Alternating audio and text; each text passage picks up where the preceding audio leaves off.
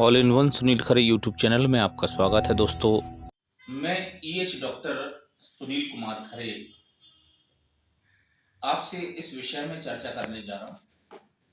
ये मैं उन विद्यार्थियों के लिए वीडियो बना रहा हूँ जो शिक्षा के क्षेत्र में कुछ नॉलेज रखते हैं और उन्हें जो अन्य पद्धतियाँ हैं, उनके चयन की प्रक्रियाएं और उनके अध्ययन अध्यापन की जो प्रक्रियाएं उतनी कठिन है कि उन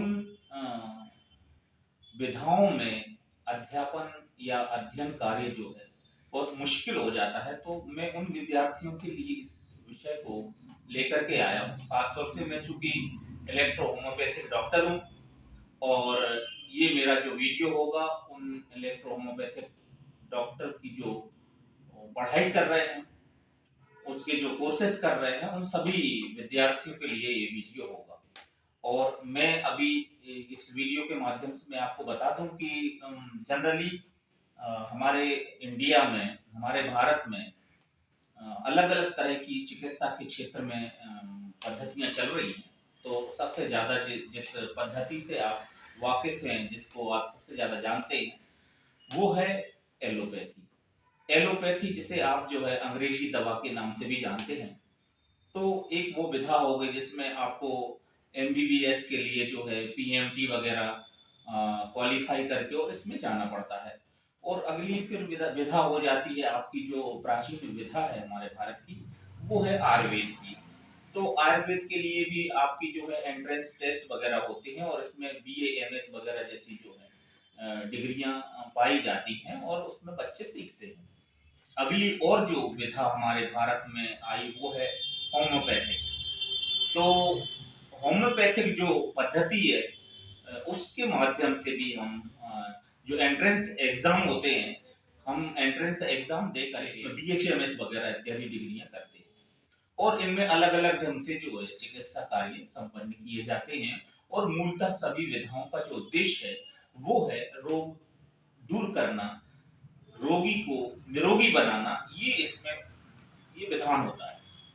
तो एलोपैथी की बात करें तो इसमें हमारा जो प्रयोग हुआ है वो उन दवाओं का, उन ड्रग्स का यूज होता है जिसे एक पाउडर या तरल या फिर एक टेबलेट्स के रूप में बनाते हैं। और आयुर्वेद में सीधा हम उसके जो तत्व होते हैं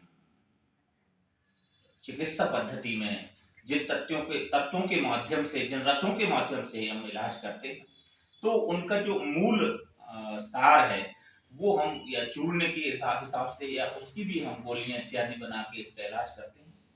इलेक्ट्रोहोम्योपैथी की जब हम बात करते हैं, इसके पहले हम यूनानी की भी बात करें तो यूनानी जो है वो आयुर्वेदिक पद्धति ही है, तो वो एक अलग वर्ग में आती है।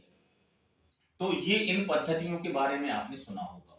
आज मैं जिस पद्धति की बात कर रहा हूँ, जिस पद्धति से मैंने खुद अध्ययन किया, मैंने काफी लंबे समय बाद मैंने इस पद्धति से पढ़ाई शुरू की और मुझे लगा कि चिकित्सा के क्षेत्र में ये पद्धति जो है बहुत ही अद्भुत है और बहुत ही कारगर है।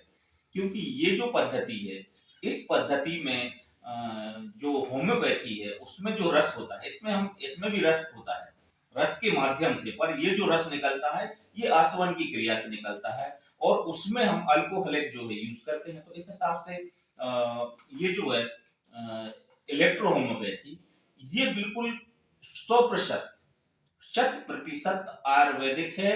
इसमें कोई भी केमिकल नहीं होता है। हमारी ये जो दवाएं इसमें आती हैं, ये दवाएं एक रस के रूप में आती हैं और इनका भी जो हम टैबलेट्स के रूप में इनको हम दे देते हैं, या रस को हम सीधा पानी के माध्यम से भी हम दे देते हैं। तो पद्धतियां दोनों भी, इसमें हम इंजेक्ट भी कर सकते हैं। तो जैसा कि होम्योपैथी में जो है इंजेक्शन बहुत रेयर होते हैं, पर इसमें हमारा जो है इंजेक्शन भी चलता है। तो ये अभी आपने जो है एक नई विधा है और हमारे भारत के कई राज्यों में से मान्यता प्राप्त है। और ये दुर्भाग्य है कि पूरे भारत में ये अभी जो है मान्य नहीं हो पाई है। ये इसका दुर्भाग्य है, ये देश का भी दुर्भाग्य माना जाएगा, क्योंकि ये बहुत ही सरल और सहज पद्धति है। इसमें यदि जो चिकित्सा कार्य करने वाला जो डॉक्टर है वो अच्छा ज्ञान रखता है तो बहुत ही सस्ते में रोगों का इलाज कर देगा। ये मैं इसका दावा करता हूँ, क्योंकि मैं खुद इस जब पद्धति से लोगों का इलाज करता हूँ तो जो एलोपैथिक दवाई से हम 5 दिन की दवा जो है 500 रुपए की आती है, तो इसके माध्यम से हम 50 रुपए की दवाई से हम 5 दिन का जो है ट्रीटमेंट दे देते हैं और इसमें रोगी को 100% बिना किसी साइड इफेक्ट के और इसमें फायदा होता है। तो ये बात आती है। तो आज हम बात कर रहे हैं उन विद्यार्थियों के लिए जो इलेक्ट्रो होम्योपैथी के माध्यम से पढ़ाई कर रहे हैं। तो ये पढ़ाई करने वाले जो विद्यार्थी हैं वो ये देख लें कि इसकी शुरुआत कहाँ से होती है।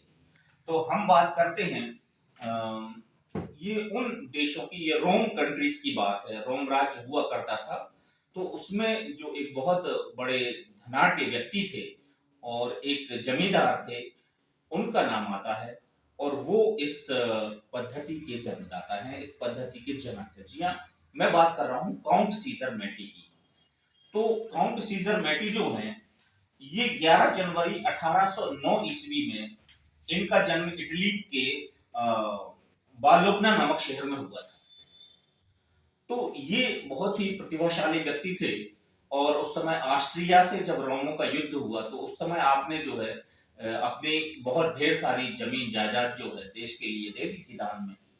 और इसी बीच में इनके जो फादर थे तो उनकी डेथ हो गई। क्योंकि बहुत धनी परिवार से होने के कारण इनकी शिक्षा दीक्षा जो है बहुत ही अच्छे स्तर की हुई, परंतु इनका जो ध्येय था वो ध्येय ये था कि लोगों की सेवा कैसे की जाए। अगर आप स्टडी करेंगे तो आपको इसके अध्ययन के लिए जो है कुछ बुक्स वगैरह भी आ गई हैं। अब तो हमारे भारत में इसके कॉलेजेस भी हैं।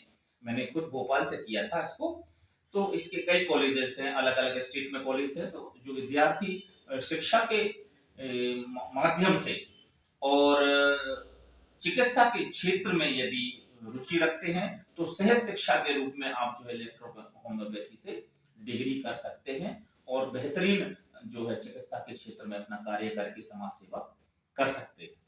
तो ये मैं बात कर रहा हूँ काउंट सीजर की। तो आपके जो फादर थे वो उनकी डेथ हो जाती है, तो ये सारा जो जमींदारी थी वो आपने अपने ही हाथों में संभाली। पूरा जो दायित्व था अपने फादर की संपत्ति का तो वो इन्होंने अच्छी भली भांति निभाया। परंतु इनके मन में जो, चूंकि इनका जो हृदय था वो बहुत ही उदार था।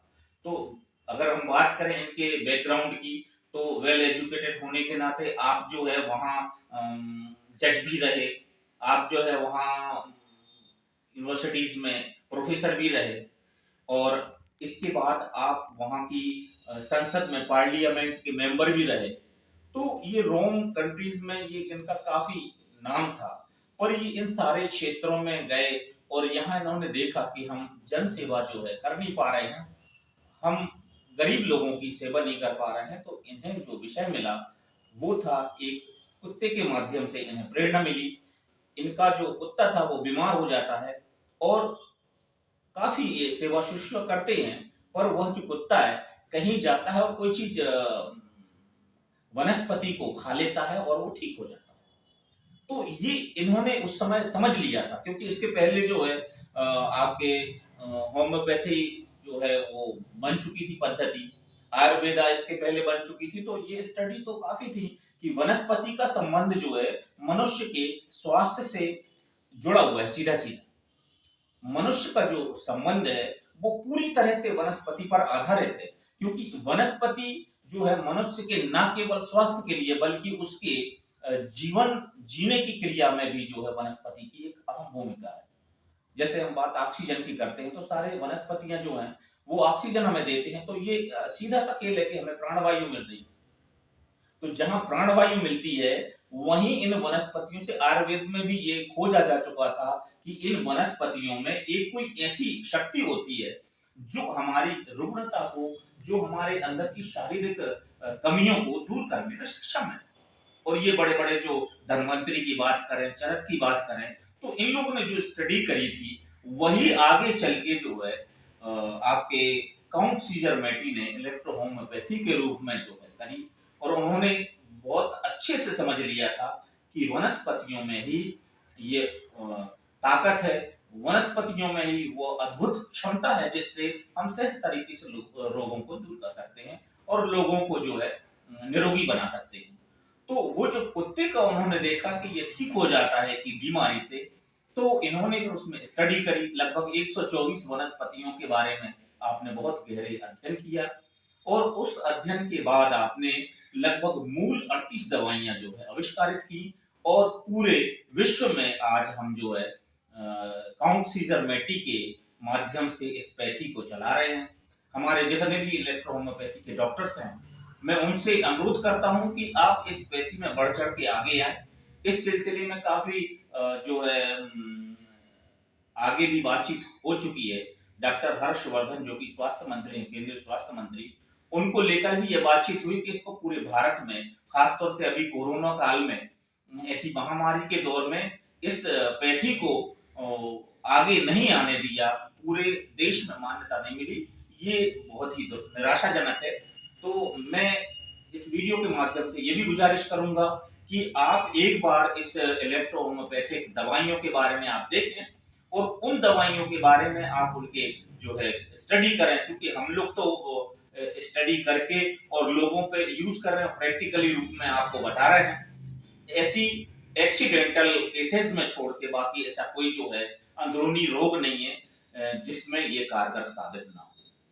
तो बात करते हैं, आपने एक चीज जो अद्भुत देखी थी, वो ये देखी थी, उन्होंने शरीर को दो तरह से देखा।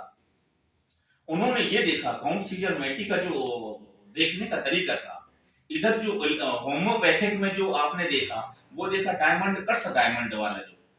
तो कहने का मतलब लोहा लोहे को काटता है। यदि आपके शरीर में कोई इम्बैलेंस हुआ है, तो उसको बैलेंस करने के लिए आपको जो है एक वही उसी प्रकार का ड्रग दिया जाएगा, तो वो बैलेंस होगा बॉडी में एलिमेंट। तो ये उसको जो है समान रोग पे एक समान दवा देने का जो प्रयोग हुआ, वो आपका होम्योपैथी से हुआ। यही आपका इसमें आयुर्वेद में है। एलोपैथी का थोड़ा सा अलग होता है, क्योंकि एलोपैथी में उसके अपोजिट दिया जाता है। तो इसमें जो है आपके इलेक्ट्रो होम्योपैथी में सबसे बड़ा जो हमने देखा, वो ये देखा काउंट सीजर मैटी ने, कि इसमें मानव के अंदर निश्चित रूप से दो पक्ष हैं, एक बायां पक्ष है और एक दायां पक्ष है। तो जो हमारा दायां पक्ष है वो धनात्मक होगा, और जो बायां पक्ष है वो ऋणात्मक होगा। इसी तरह से अगर हम बात करें, तो हमारा जो ऊपरी एरिया है, जो सिर है, और जो हमारा पैर है, तो पैर हमारा ऋणात्मक पक्ष होगा, और हमारा ये सिर का जो ऊपरी हिस्सा है, ये हमारा जो धनात्मक पक्ष होगा। तो इस तरह से उन्होंने अपने शरीर को दो तरह से दो भागों में बांटा, और इसे उन्होंने एक आवेश की तरह देखा, एक इलेक्ट्रॉन की तरह देखा। और निस्संदेह हमारे बॉडी में जो अणु है वो इलेक्ट्रॉन, प्रोटॉन, न्यूट्रॉन के रूप में केंद्रित हैं, और इन्हीं में कुछ गड़बड़ियां होती हैं तो हमारे अंदर रुग्णता आती है।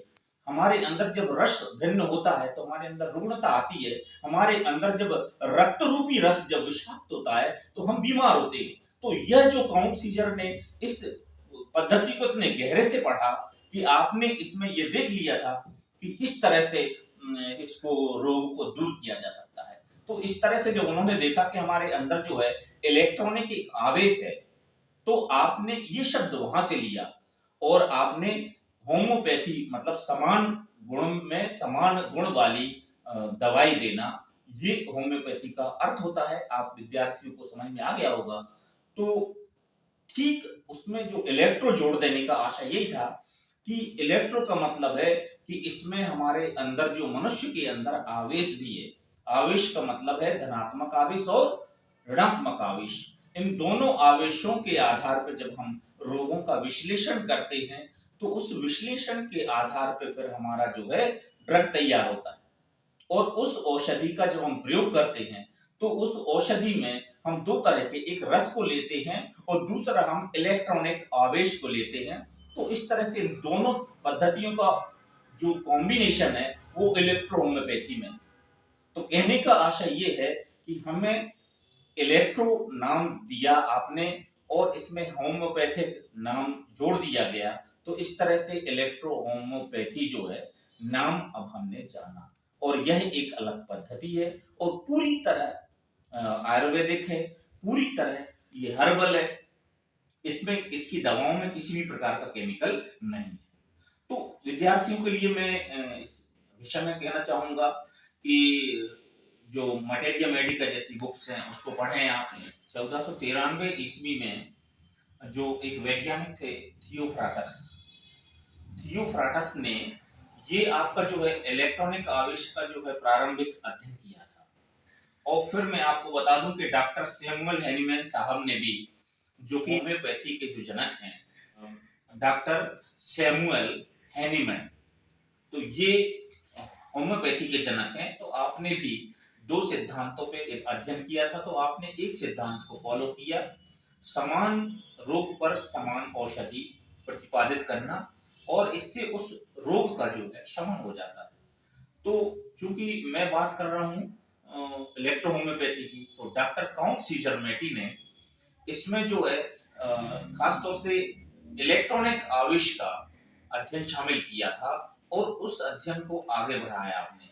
तो यहाँ जो होम्योपैथिक डॉक्टर हेनरी मैन है उनको भी फॉलो किया, और आपने जो है थियोफ्राटस नामक जो वैज्ञानिक थे उनकी स्टडी को भी आगे बढ़ाया।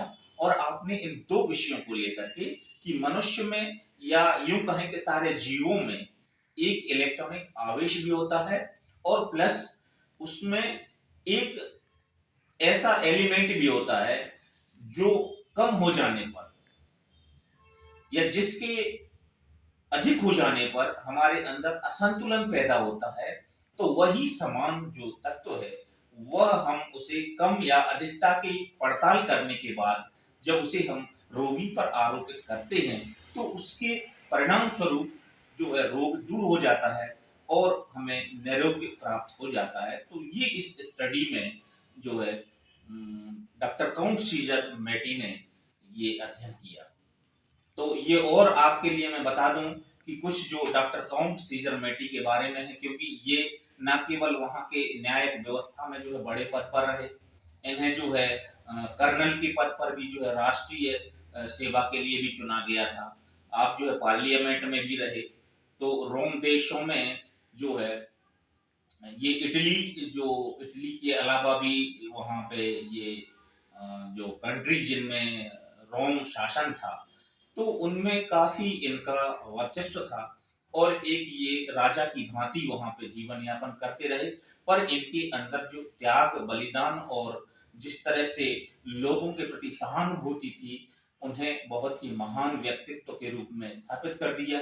दोस्तों हम आपको बता दें और विद्यार्थियों सभी आपको भी मैं इस वीडियो के माध्यम से बता दूं कि डॉक्टर हेनरी मैन न केवल आपने जो है इलेक्ट्रो होम्योपैथी को जन्म दिया, बल्कि आपने जो है एक ऐसी सस्ती और सहज दवा के रूप में भी आपने एक ऐसा जीवन सुलभ कर दिया लोगों का कि आज भी वो अमर है। हालांकि 4 सितंबर 1896 ईस्वी में रोशेटी में जो है आपका देहांत हो गया था, और इस तरह से आपने ये स्टडी करके जो है मैं बताया।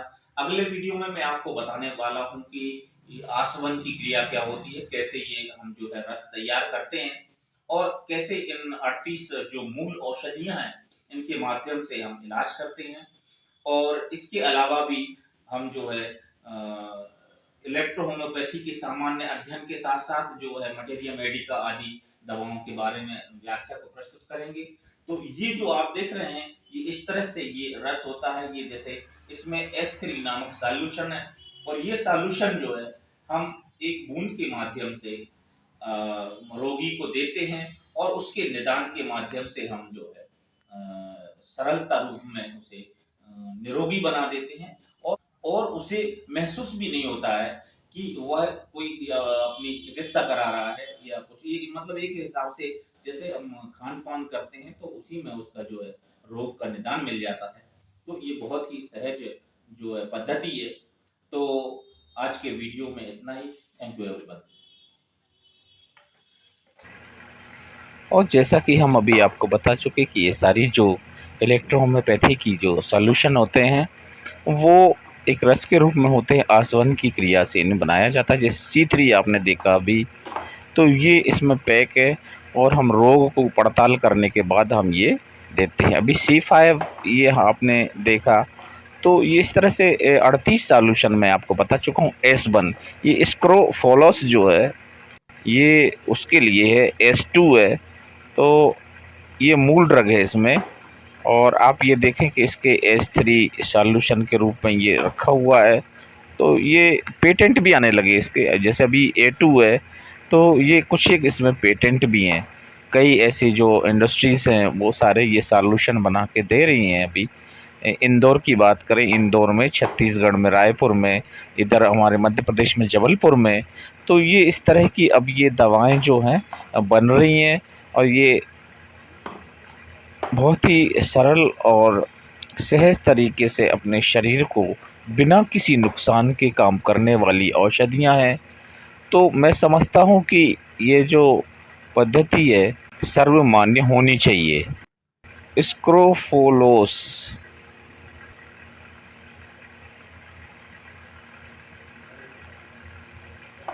ये सिंथेसिस है,